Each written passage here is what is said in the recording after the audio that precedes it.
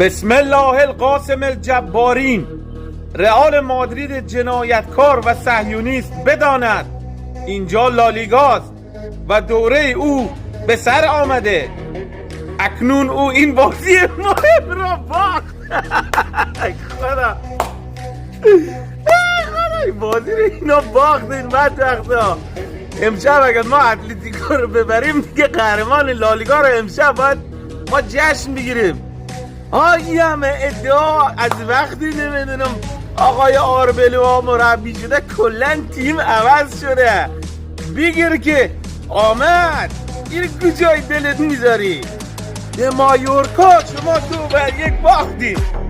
یعنی ما امشب اگر اتلتیکو رو ببریم که دیگه قهرمانی لالیگا، اگر نبریم مساوی کنیم باز هم یک امتیاز بیشتر، اگر ببازیم هم ما این بازی سختمان تو خانه اتلتیکو مادرید شما به ما هدیه دادین. هدیه یعنی بهتر از این نمیشه.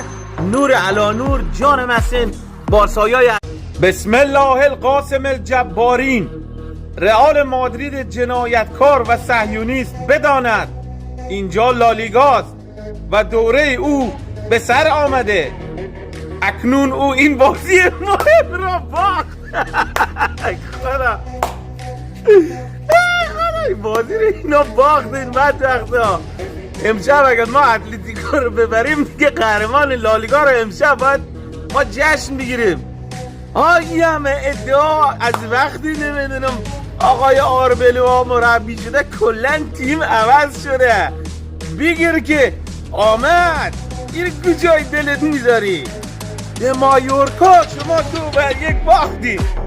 یعنی ما امشب اگر اتلتیکو رو ببریم که دیگه قهرمانی لالیگا.